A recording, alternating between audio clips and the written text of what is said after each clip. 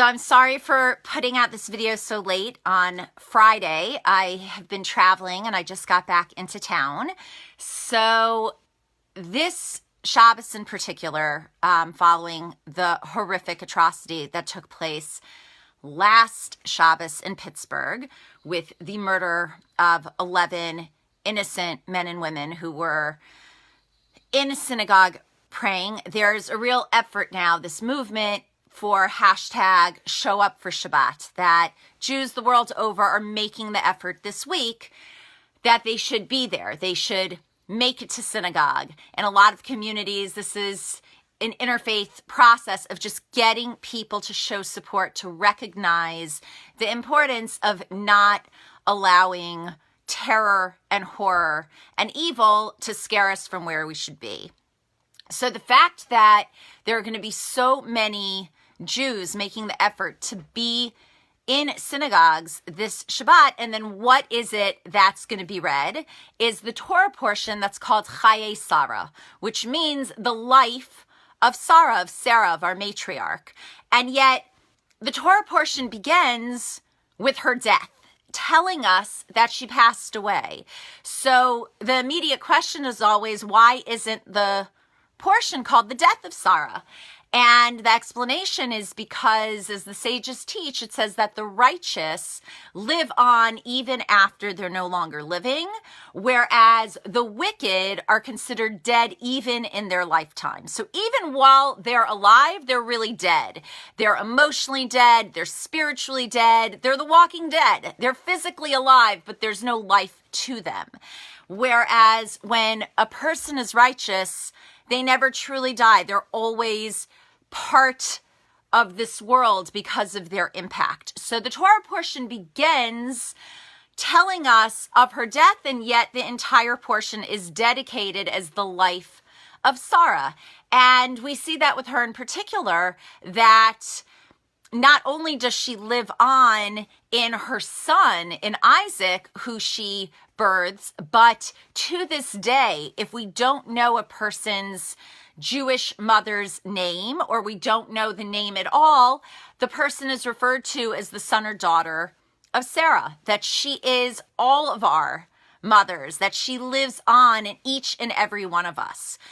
We lost 11 innocent people, but they live on. They live on in us. We have the obligation and the responsibility to live for them, to allow everything that they no longer can do. It's our obligation and our responsibility to be doing it for them, to be keeping them in our hearts and in our minds as we live our lives. So not only do we have the concept that even after death, these people live on within us, and they're known as kadoshim, as holy people, people who died simply because they were Jews. So these holy people do continue to live on, not in the way we had wanted them to live on, but through us and through the good deeds that we do.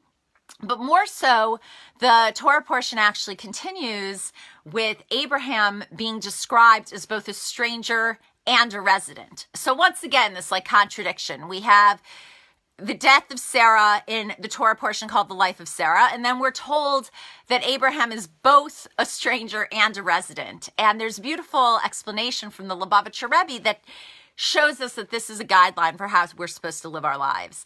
And that idea is that we should feel like strangers. Life is not how it's supposed to be. This is not how the world is intended to look. We should not be experiencing horrors and trauma and tragedy the world over happening to people in so many different ways. That's not how life is intended to be. So it shouldn't feel too comfortable. It should feel awkward. It should feel strange. We should feel like we are strangers, because that's not what things are ultimately supposed to be like, and not how they ultimately will be, when we'll be in a state of peace, when we will feel unified, where we'll see beyond differences and recognize that we're truly connected and truly one. And that is the future when we'll really, really feel at home. So we have to be a stranger. On the flip side, we can't escape this world and feel like because it's not the way we want it to be, we're going to, just bury ourselves in a hole and not really interact and not have anything to do with it. We're likewise residents. We have to be involved in the world. We have to be connected to what's going on amidst all the superficiality and materiality and that struggle with recognizing we're spiritual beings in a fairly non-spiritual world. We likewise need to be a resident. We need to realize that by being involved, by connecting, by interacting, that is how we influence, and that is how we make an impact, and that's how we bring that light to the darkness. So as we enter into this Shabbos, it should truly be one of peace. It should be one of unification. We should recognize the strengths that we have and the impact that we're obligated to make. And in memory of those who were so brutally taken from us just last week, we should do that much more. We should live that much more intensely and that much more passionately with them in our minds and in our hearts and in our souls.